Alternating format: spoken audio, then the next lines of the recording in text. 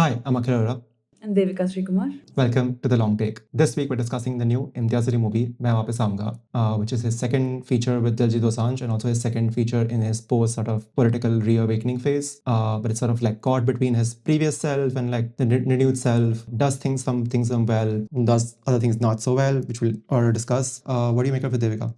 I had a mixed experience with the movie. I thought some parts were done really well, and keeping in mind the quality of movies that Bollywood churns out recently, I thought some parts were done really well. But I thought other parts, which were somehow also pivotal to the movie, were done quite poorly. Like the love story did not hit me at all.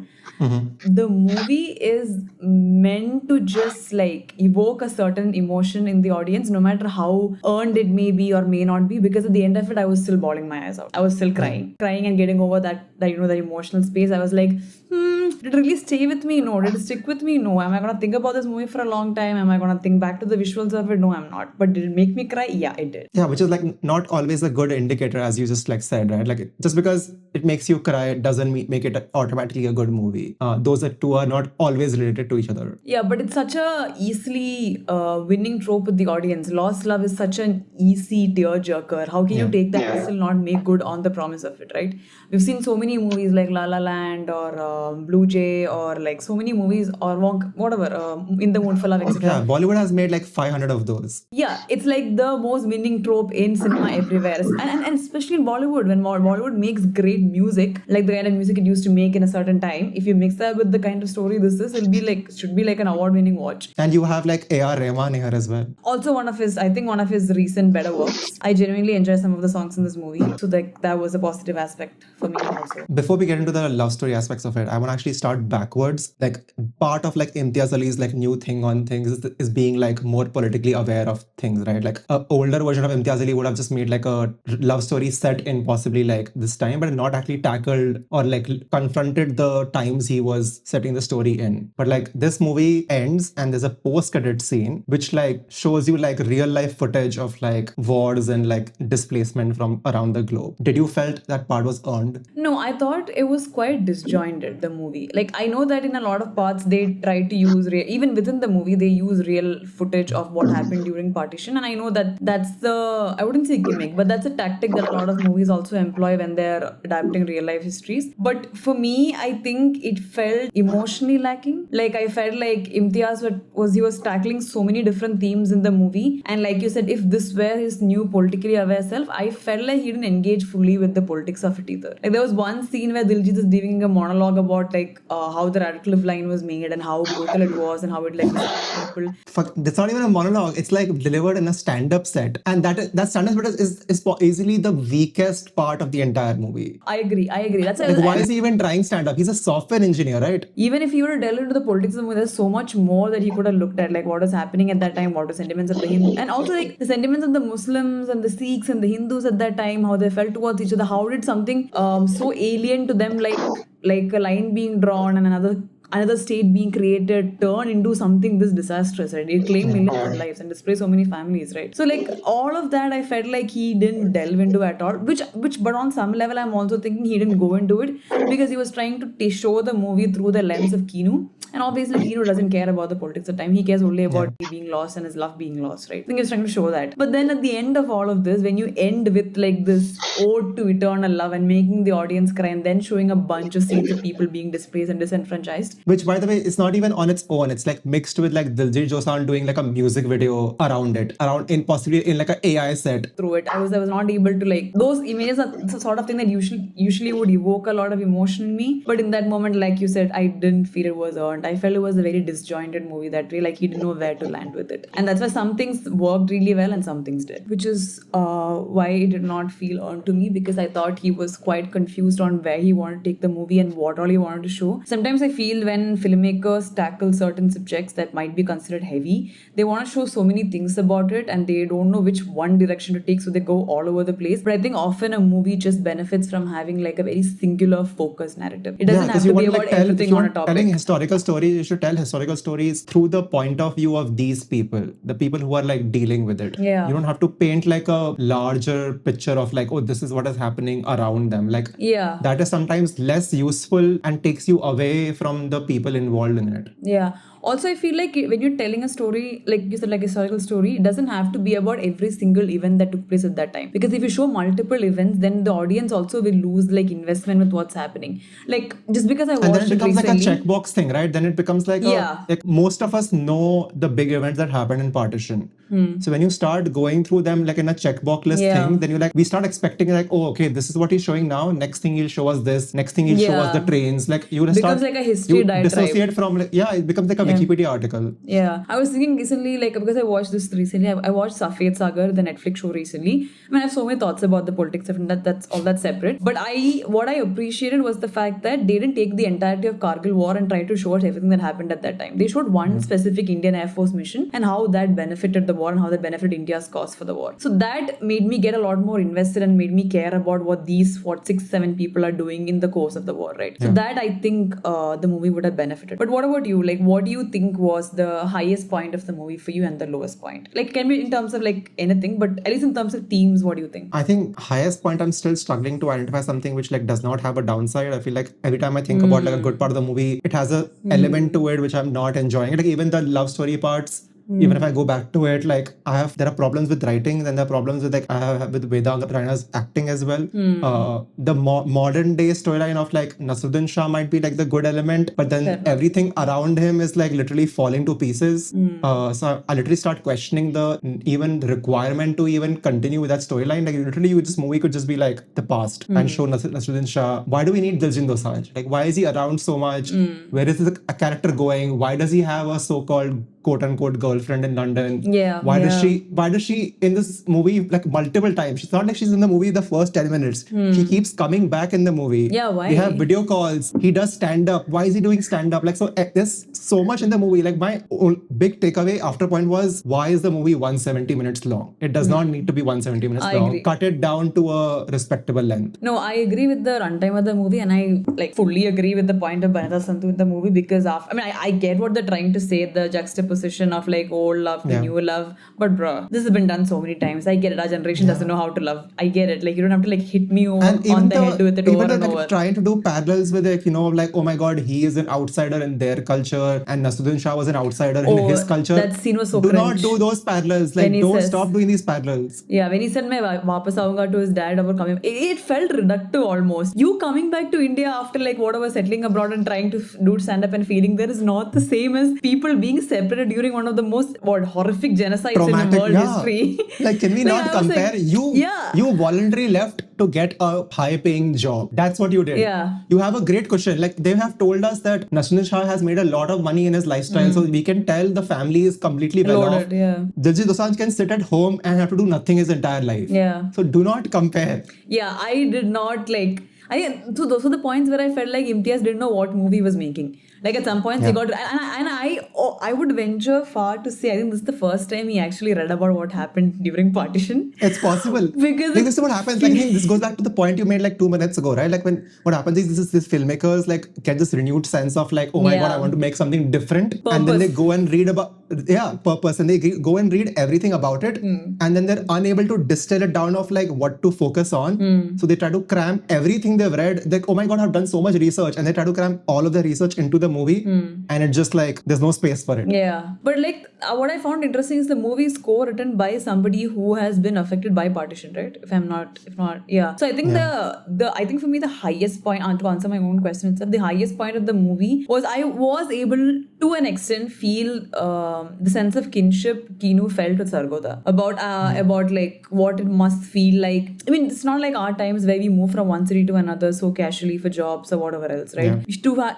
grow up in the same place your whole life, to feel so strongly about the place and your identity as a Sikh in Sargodha, and growing up with people of all kinds of religions and to be part of like a different India, all of that must mean to him. And I think his pain, I'm not saying Vedang Raina's acting, but I think the singular pain of being stripped away from your home and then being forced to live for generations in another city where you're you make money, you make a name, but your identity feels displaced. And when you think about the fact that, I think what really hit me was one part of it that really hit me was the fact that like even if we don't know by name, we know where our ancestors come from. We know they lived, they died, they passed on stories. We live through this. They live through the stories, like they live through our stories, right? Our ancestors. For this Diljit, at least that generation, they don't know what happens beyond Kinu's generation. They don't have anybody from that time. They don't know what happened to like his mom, his grandmom. Like that entire part of history just cut off for them. The kind of identity crisis that could maybe come from that kind of a separation, I found that very interesting. But I also think it was not dealt properly, like into in deep. And I think part of my feelings about it just comes from my feelings about Partition in and of itself, and not specifically the movie. I think that captures like it very well, that you can take like something which is very like present or very like at least has a deep impact on everyone's lives, especially like if people can relate to it. But doing that alone like only gives you so much weight or carries only so much water with the audience. Yeah. And after a point, you have to build the story or the characters in it. Yeah. And if that is not solid enough, like, which is, I think I'm going to go back to essentially every 2 minutes to like Vedang Raina's acting, like those elements are not strong enough to carry you forward.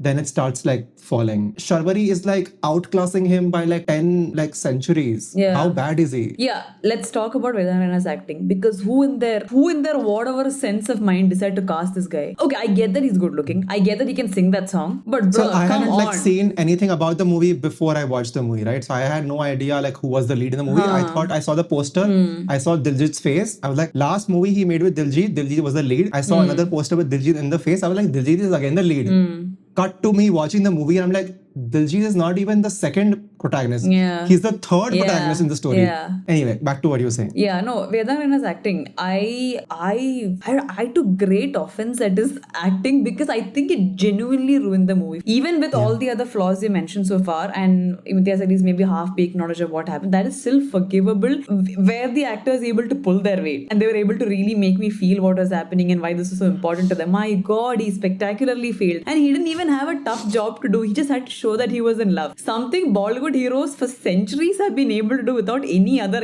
acting caliber whatsoever. None of them can act mostly, but they can all romance. I don't understand what makes it so difficult for this boy to just show find someone love. else, right? Like there must be like 100 people in Bollywood waiting for this chance. Like find someone else. I kid you not, Akhil, I was watching this movie with a friend and we were watching, and there's a scene where he tells his sister that he's in love with this girl, and it's taken from like a side angle shot, and both of us are like, what? Like, is he about to puke? Is he like kind of is he constipated? What is happening with him? He's trying to confess his love and we are not even able to understand that he's trying to confess his love. How bad can it be? Like, have you never had a crush? Have you never told anybody you like them? And what makes it worse is the fact that Sharwari is so good. Yeah. So when they're actually together, you're like, oh my God, he's actually that bad. Because if he was this was like a different movie. If it was like imagine Vedang Raina is in the Diljit character and Diljit is in the Vedang Raina character, I think he could somewhat get away with his acting, because he's mostly not acting opposite someone. But because he's supposed to act opposite the female lead in those partition scenes, his flaws are like magnified. Yeah. Also, I think that's a very nice point you make, because I could still see him in Diljit's role, because he would then be playing two type, right? He's like a guy born in generation for grappling with identity, whatever. And Diljit would like, here he was forced to play against type, and clearly he's not an actor of a caliber who can play any character that's not like, I don't know, intimate to him. And I genuinely like, this is not the politically correct thing to say, but in some scenes, I genuinely was like, dude, go out there, feel some trauma and come back. Because your eyes are so like, so glazed over, so empty. I'm like, brother. Show some emotion. It's a struggle, right? Sometimes, like, even you don't have like enough. Like, I can understand that you can't obviously have a lived experience of the thing you're playing. Like, that's forgivable for everyone, because otherwise no one can do period movies. But you have to have like that's what acting is, right? Like, you have to somehow put yourself in a character that you cannot even relate with, have never even lived, and the guy is unable to achieve that. I don't even think you have to like live through something to be able to like show that accurately, because underlying emotions are like, I mean, they're universal, right? Like, you know, it's empathy, essentially. You have to empathize with the predicament that the character is going through. And maybe what they feel on a molecular level, you also felt it. Like, these are all like shame, regret, longing, nostalgia, love. All of us have felt it some degrees. How can it be so hard to show that? And him, when he was aged up or whatever, when he was like a slightly more, oh my God, that was even worse. Then I was like, okay, they put the beard on him, because at least that way. I was like, just cast someone else. You have an excuse now. You literally have an excuse Yeah. saying it's been like 10, 15 Yeah. years, just have someone else. Yeah. Just have a younger, de-age Naseeruddin Shah. Yeah. That is a better solution than having Vedang Raina in the movie. Speaking of Shah, highest point is Shah. He was brilliant. He made that Yeah. ending. I mean, okay, goes without saying, we are nobody sit and talk about Naseeruddin Shah's acting capabilities. But I think that's, for me, the ending worked because of him. Because it And just the felt guy is on a bed the Yeah. entire time. Imagine a person who is on bed the entire time is outclassing people who are walking around. No, but that way I thought his family also did a good job. Like the guy who played his sons and the wife, I thought they also did a pretty decent job. Oh, Rajat Kapoor, I did not actually enjoy that Okay. much. I liked him. Like it felt very. I think one thing that was really taking me out of the character, which is like a more like a art, like a costume thing, and not like his fault, must say, is that he just felt fake. The turban felt fake. Like I could tell that Rajat Kapoor is not actually a Sikh. Like because Rajat Kapoor and Diljit Dosanjh wouldn't be in the same frame, and Diljit is obviously an actual Sikh, so his like turban and his head is like perfectly matched to his head, and then you could tell that Rajat Kapoor has no hair under that turban.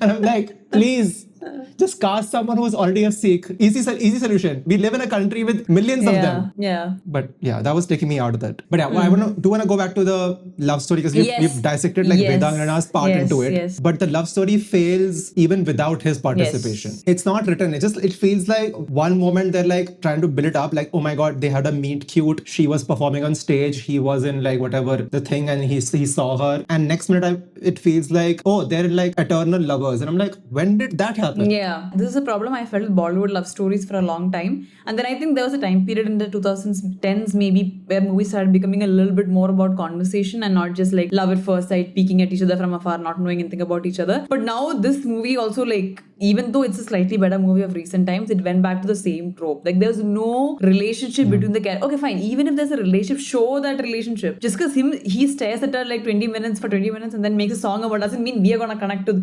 Like we're past the age as an audience where we're gonna connect to that. You need some conversation. You need some commonalities. You need something to like. And there was so much fodder build also it somehow. there. Like put them together in something. Like maybe they're trying to do a stage play. Like bring them together somehow. Give them some cute scenes together before you declare them completely in love with each Especially other. the kind of love that spans centuries, where he forgot. The love that spans like, oh my god, I will like come cross an international border for you even when I'm 95 years I old. will forget my wife, but I will not forget you. Like when I'm 95 years old, I'm like literally immobile and I have like an entire clan under me. I will leave the country and come to another country for you. I will like, not die I till you can't give buy me that. permission to die. Like, make me feel that. Why was it so potent? Yeah. Why was it so like, and why was she more important to him than his mother and his sister and his grandma who were all Everyone, slaughtered? So like make me feel that exactly. Like make it has to be like Titanic level love for me to feel like, oh my god, he is gonna do everything until he can get her. Titanic's a good example, for like a couple who needs a very short time. Because they're holding us, right? Until the last like 20 minutes, they're holding us like in the hope that Afsana might actually be alive. They're still like holding out hope for that. So like if you're gonna stretch me for 140 minutes and be like, oh my god, this character might still be alive,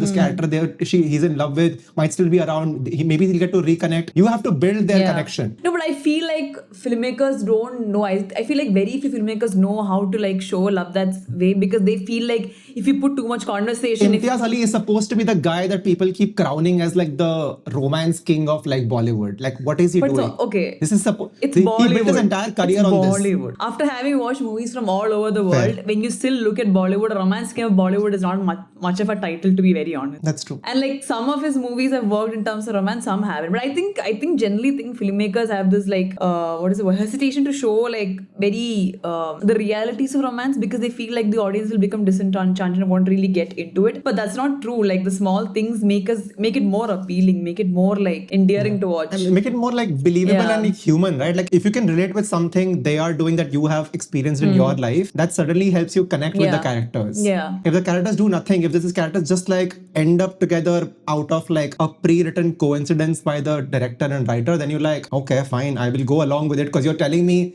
they love each other, but I can't actually like see it. I think this is also important for a period piece like this, right? Because for us to really make people of like these days obviously won't get to have love stories like that, simply because we won't be able to not stay in touch with somebody for that period of time. Like leave like the other, or the fact that we will not fall in love with the first person we see. Like keeping aside like the romantic notions of it, even practically it's not possible. So to make us believe in something like that, it needs to really like be a lot more I don't know what the word is, but like more grounded, more magical, like all of those things, like to make this generation really believe in the kind of love that endures. And I don't know why halfway through the film they're just sitting there and crying about the fact that he wants a love like that, which makes me then be like, you don't just get a love like that, you choose love. Like you have to build it. Yeah, just because your granddad liked one girl and in his moment of dementia he has remembered that girl does not And mean... why is the girl still hanging around? Like he literally told her in the opening minutes that he does not care about her. I could see it like 3 dozen times. In 5 minutes, I could tell, like, there's a sign, there's a sign, there's a sign. He does not care about her. This guy has left the country without telling her. He has flown to India. He comes into India. Then he's like, oh, by the way, I left the country. And this woman is still stuck over him. He's like, oh yeah, I think you could still be my boyfriend. I could consider you taking to my sister's wedding. 0 to 100. Like, what is wrong with you? Why are you hanging around? Are you just hanging around because Imtiaz Ali told you to hang around? No, actually, even Keanu, I was thinking, when you look at it from another point of view, he didn't really pursue her after that. Like, he went on with his life, he married another person, had kids, whatever. And people often say when you're old and when you go through dementia, Alzheimer's, you go back to your earliest memory. So he went back to his earliest memory of Sargodha and then to her. On the other hand, she kind of like kept waiting for him all those years. And also because she didn't marry somebody she loved, so probably never loved that person. So in her head, the idea of love is associated with Keanu and it remained so. But it may have changed for him actually. And it could just be his memory issues that's making him want to go back to that time and to remember what's happening there. Could just be that also. Might not just be immortal love. Yeah, like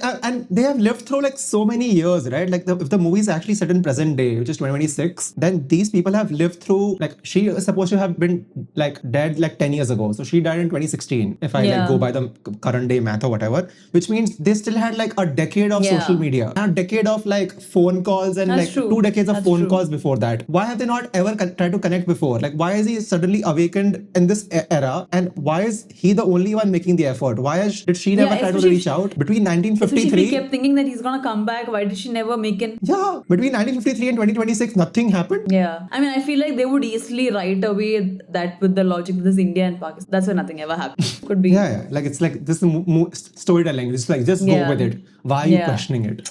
I feel like they really tried to like make a timeless love story in the time of like constant connection and like instant communication, and it didn't really fly. But like what I want to sort of end with actually is like, I was baffled because coming into it, all I saw was like glowing reviews. Like all I could find from people I know, from people I barely know, from critics everywhere. It's just like an outpouring of like love for this movie. And I come into it, I'm like, must be good, because Chamkila was good, right? Like Chamkila, I would say, had more good than bad. So it was like the first Imtiaz Ali movie, I was like, oh my god, he's actually like capable of doing something else other than what he's been doing, and maybe he has a future in building such kind of movies. So I was giving him like the benefit of doubt. I'm like, I'm coming into this, I will keep an open mind, people are loving it, he made Chamkila, it's possible this is actually good. And then I'm like, what is this? Why are people going gaga over this nonsense? No, I didn't get it either. And then right before they end the movie, that poignant whatever emotional scene, this stuff, that massacre also right before that, and I was just like, okay, if you really want me to still weep over this, maybe just... And they went on with it. They showed for a very long time. It's like you've not like plucked enough. Yeah, it's not like 1 girl, 2 girls, 3 girls. Yeah, there's like like some 6 games girls going on where like tiny kids are being murdered. We're like aging up. We're like for a 4-year-old, 7-year-old, 9-year-old, 15-year-old, 23-year-old. I'm like, what is happening? Can we got stop? Like really dark for a second. I thought they were not going to go into that space at all, because for the most of it they were trying to show a sanitized version of what happened also. And then they really went into it, and then they came back to the romance, and I was like, I'm like, am I in the wrong movie? Is this the Satluj again? I was just like, this does not belong in your movie. Unlike Satluj, this was not very delicately handled. It honestly felt like a very... it was meant to evoke shock. It was meant to make us feel like, oh, we're supposed to feel really sorry for these people, and we're supposed to hate partition. And I don't know, maybe hate Muslims a little bit. I don't know. I kind of got that vibe as well. Yeah, like it does not paint Muslims in the greatest light. It does not give them like, sure, Afsana is like essentially a white character. She has no flaws. She's a good Muslim. She's like a saint. Yeah, she's the perfect Muslim, not even good Muslim.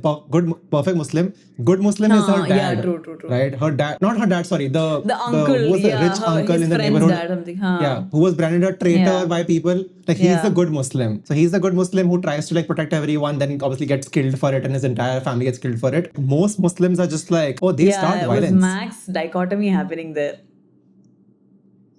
And I was like, this is for a guy who's woken up in terms of his political awareness. And it's literally the entire movie, if you look at it, is in a way about like quote unquote Pakistanis, right? Because that's where they feel spiritually they belong to, and they are stuck in this part of Punjab. And I'm like, how do you have this blind spot? I think he's figuring his way around. I don't think he's reached political consciousness yet. He's sort of like figuring his way out. One movie maybe at a you have time. to give him like another he'll couple get of there. movies. He'll eventually One get movie there. at a time. He's getting there. Yeah, that's what we're kind of hoping for. But it's also like, I feel like he's going backwards. That's what my issue then eventually afterwards. I was like, Chamkila was somehow farther along than this one. And this one is like step back than Chamkila. But this is many more steps popular back than Chamkila. So it kind of, I don't know, like achieved the intended objective of just being a bigger commercial hit, I guess. Or just being a more generally favored movie. Yeah, I just read before, like while making notes for this thing, I just read that he has cast, and you won't believe this, Vedang Raina and Shalvari in his next movie. I kind of felt like that because he was singing Vedang Raina everywhere and like showing him off like a show pony and making him sing and everything. So I kind of had a feeling this guy is gonna get another movie. Can you imagine being Shalvari and like having gone through this for like months and then being like, okay, I'm working with him again. Why not? They better make it a modern day movie. They better make it a modern. I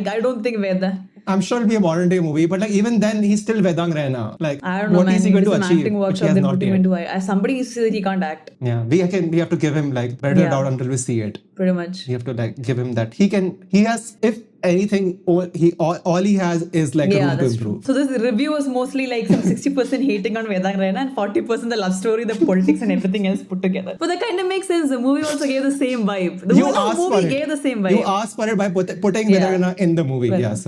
Don't blame us. Should we end there? We can. I think that was good. Okay. That's all for this episode of The Long Take. You can follow us on Facebook, YouTube, Instagram, and Threads at The Long Take Pod. You can write to us at thelongtakepod@gmail.com. Please leave us a rating and a review based on the episode, and we'll see you next week. Thanks for listening. Bye. See you. Bye.